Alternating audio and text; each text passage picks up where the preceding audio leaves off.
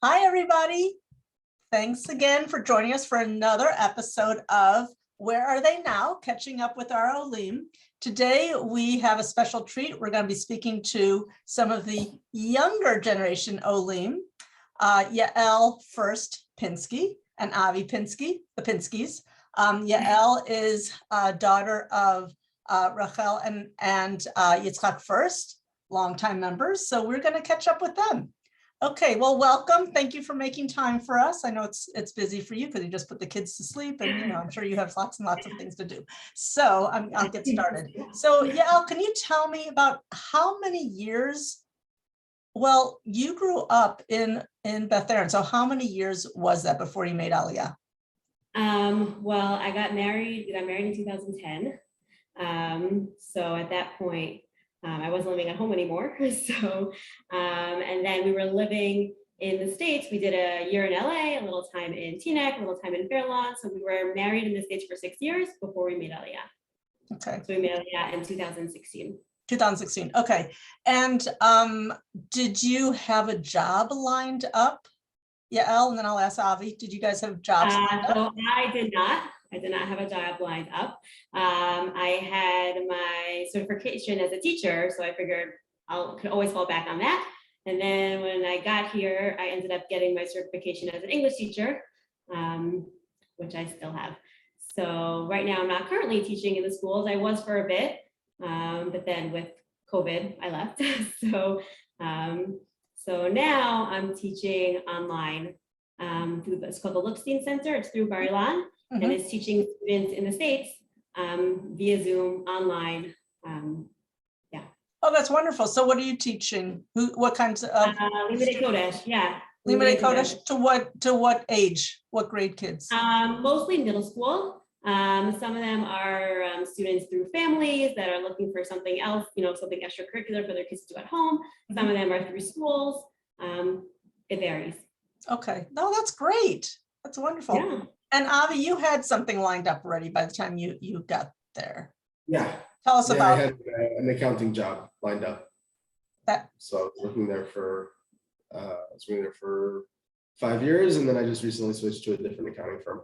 Okay, but when you went there, that's a lot more than some people have. They have nothing lined up, so that was very fortuitous. And how old were your kids? Tell us about your kids. Tell us how old they are now and how old they were when you made Aliyah. Okay, so we made Aliyah with our two girls. When we made Aliyah, our oldest, Adina, was 3 and Amuna was 1.5. Now Adina is 9. Amuna is 8. 7. Yeah, and then we have our 2 Sabras who were born here. Yoshua, who just turned 4 today. Oh, wow. Happy birthday. Yeah, that's very exciting. And Sarah, who's almost 2. Oh, wow. Yeah. Okay. See, it's a good thing your husband could correct you as an accountant, so he could. Yeah, I lose track of the years. It goes so fast. And how can you describe how was your Aliyah experience? I know that's a loaded question, but I know you did a ton of work before you being you, I know you did a ton of work before you actually got on that plane. So, tell us like the before and then tell us when you got there, did things go smoothly? What kinds of things? Tell us about, just catch us up with that. I don't even want to start. So I would say, it's thrilling, bumpy, humbling. I would say before making Aliyah it's definitely a lot of work, a lot of logistics, a lot of figuring things out. And of course, man plans and God laughs, and we thought everything was perfectly lined up with our shipments and when things were going to get here on time. Of course, that completely fell through. We got here and we ended up calling saying, where's our shipment? Expecting it to be any day. And they said, oh, it's still sitting on the East Coast. It just left. Well, you're not going to see it for another month. So that was interesting of having to pull things together. But really the way Israel is, people just look out for each other. So we were given so much of tables and beanbag chairs and, toys for the kids and things and mattresses.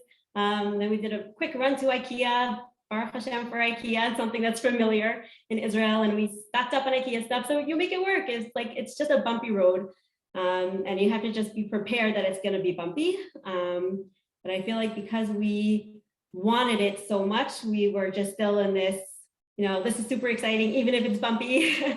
And we made it work. And, now we're at the point where we kind of look back and laugh. There's still moments that are hard, when bills come in that are all in Hebrew, there's things that are hard, but we have to keep reminding ourselves that this is what we wanted, and we see it's so worth it for the kids. And there's a lot of difficult things about it, but a lot of amazing things about it that kind of make up for the difficult things.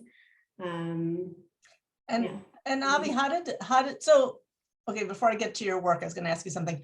How do you think the kids acclimated? Because they were so young at the time, so they caught on to Hebrew probably pretty quickly, I would assume.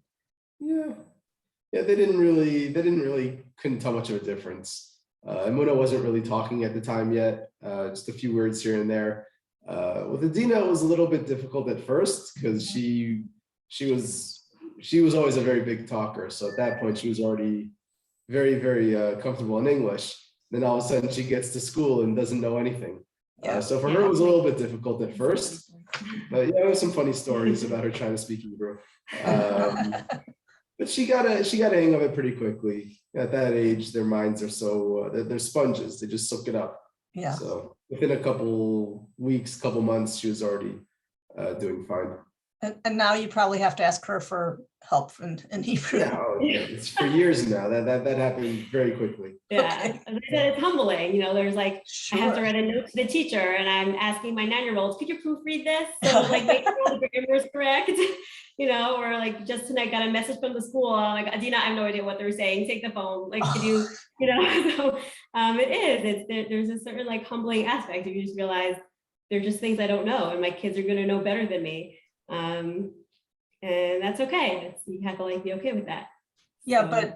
But you are so much younger than a lot of the Olim that I'm speaking with, that have gone with the they had retired. So you're even that much, one step ahead of the game. Of course, it's making aliyah at any stage is a lot better than not making aliyah. So all those people I just give, it's kol hakavod to everybody who's done it. I wanted to ask you, Avi, in terms of your working, did you have any, did you just kind of take up where you left off here, or was it like a whole new? Yeah, it was a different type of accounting than what I was doing in the States, but it wasn't that big of a difference. Tax forms are the same thing. I'm doing US tax accounting, tax compliance work. So in the States, I was doing partnerships, and here I was doing more corporations.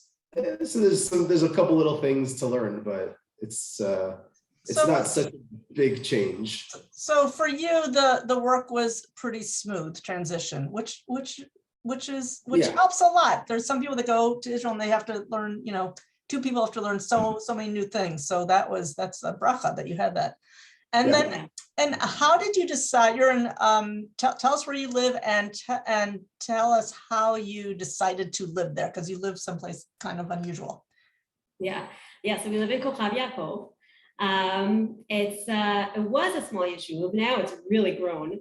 I think our big draw was that we wanted somewhere that we definitely wanted a yeshuv. We felt like we wanted a place that at the time, not many Olim were going, so people would get really excited, which they were. We got a huge warm welcome, and somewhere that was small enough that we felt like would still have a very close community feel, but also very Israeli, and we felt like that was important for our kids. And there's a good Anglo presence, so we felt like it was enough for us to have somewhat of a cushion, but still the kids to be really exposed to the Israeli culture. And now they're very much Israeli. There also is the shul has its own Ashkenazi minyan, which is run by its own Rav. And we felt like that was really important, that to have a Rav, that because as Americans, we're used to that. We're used to a shul with a Rav. While in Israel, that's a little bit more rare. So we felt like that was really important to have a Rav, and he really bridges the gap between Israelis and Americans really nicely. That we can really relate to and ask our questions to, and have someone there to guide us. So that was a big draw for us. Is he American born or Israeli? He's Israeli born, but he grew up in Monsey. He was born here, And then he moved when he was, I think, like 3 or 4. His parents moved. Okay. And then he came back for yeshiva and just basically stayed after yeshiva. So Okay. been here for like 25 years or so. And what's his name? Frankenthal. Okay. It's good to know. That is very, very important to have that, because a lot of people we speak to, obviously, you know, the shuls in Israel, they have a different sort of mission than the shuls here in America do. And it's a little bit less of a community as opposed to like someone like Beth Aaron or any of the shuls here that we really depend on a lot more than just going into davening and that's it. So tell us about your, tell us about the Yishuv in terms of, I don't know if you know how many like Anglos there are, or you say it's very diverse. So it's diverse. Is it diverse in, is everybody Shomer Shabbat? Is it, you know, what kind of a Yishuv is it? So it is very diverse. It's also, it started as a Sephardi issue. So it's mainly very Sephardi. It started out with 3 shuls. Yeah? And there's 3. The Rav that started the yeshuv made it there's officially going to be a Sephardi, a Teimani, and an Ashkenazi shul. Oh. He didn't want it to be that the yeshuv was just one Eidah. Yeah, so that was the beauty of it, that it really is very diverse, and we felt like that was important for our kids, which also was, I feel, rare in Israel, where communities are usually very cohesive of one type, and it's not like that here. What would you say the breakdown is in terms of Anglo? The Anglos are probably of Kochav Yaakov, maybe 25%. I think there's another 25% that are French Olim, and then maybe 50% or so are Israeli born. And do they have the Ashkenazim? That's the vast majority of the Anglos. So we might be 25% of the whole yeshuv, but we're probably 80 or 90% of the Ashkenazi shul. Okay, get it. And it has supermarkets, it has like the infrastructure that or do you have to go to another town to get your? So it has a makolet, it has a it's a big makolet. It's not yeah. like it's not just a hole in the wall makolet. Yeah. It's a pretty significant makolet. Okay, that's good. But we do have an industrial center, Sha'ar Binyamin, which is very, you know, a 5-minute drive, and there is a lot of shopping, bakeries, cafes, doctors. There's a lot there. Yeah, there's a lumberyard. It's constantly growing. I mean, we live in the Binyamin region, and the Binyamin region is constantly growing and developing. So as it develops and grows, we get more and more things. Okay. So we're slowly really getting on the map. And the nice thing that I really love about Kochav Yaakov is it's very suburban and away from the city, but yet we're very close. I would say without traffic, we could be in the middle of the city within half an hour, or, you know, a half an hour drive to the hotel, again, without traffic. Mm-hmm. But we could potentially, if we go early Friday morning when no one's on the roads, we could like be in the hotel, go to the hotel, and be back in time for pickup for our kids, which is a nice thing. So your kids go to school in Kochav Yaakov. Okay. So when you're going and when you're shopping or whatever, you have to use your Hebrew. In other words, they're not enough of an Anglo presence that you can get away with English. Pretty much you have to. Okay. Yeah, enough Hebrew to get by. Okay. All right. So it sounds like you went at a great time in terms of the I know the bumps in the road, but that's to be expected. But in terms of your kids, it was a good time because they kind of just acclimated very smoothly. Do you have advice to give to young people such as yourselves when they make aliyah, to, you know, any kind of advice you'd like to give them that you know now that you didn't know then? Yeah. Advice? I would say number 1, get someone to look over your mail with you. Can't tell you the pile of mail we have sitting in the other room that we have, like, we don't know what this means. We'll just put it to the side and figure it out eventually. Okay. So make friends very quickly. Yeah, exactly. Even if you have to pay someone, it's worth it. Pay somebody to like sit with you and go through your mail, because that gets tricky. And I would say the chinuch is very different than it is in the States. And we came thinking, oh, our youngest is 3 and, you know, we have time to figure it out. Let's just focus on finding a community that we really like, and the school will come later, but it comes faster than you think. So I would say to like really do your research on schools, and really try to understand the chinuch here as much as possible. So you really could go in making decisions with a clear head. And did you know about Kochav Yaakov when you were in America, or who put that in your? So I had a good friend from high school who was living here for a few years. So I was always, when we were planning on making aliyah, I was kind of touching base with her as we were looking at communities, but it's so hard to know from afar. And then when I was telling her about what we're looking for, she said, just come here. You're gonna, that's exactly what you're looking for. And it helped also to have a familiar face, that was also important, to have somebody that I was already comfortable with, a familiar face to really help us to navigate all the difficulties in the beginning. Yeah. And then did you go right away to an apartment, or where did you go when you landed? Like your soft landing. Where did you end up? So we stayed in an apartment. We rented an apartment for a few days until our actual apartment was ready. Okay. And then we rented there. And then Baruch Hashem, we bought 2 summers ago. 2 summers ago. Yeah.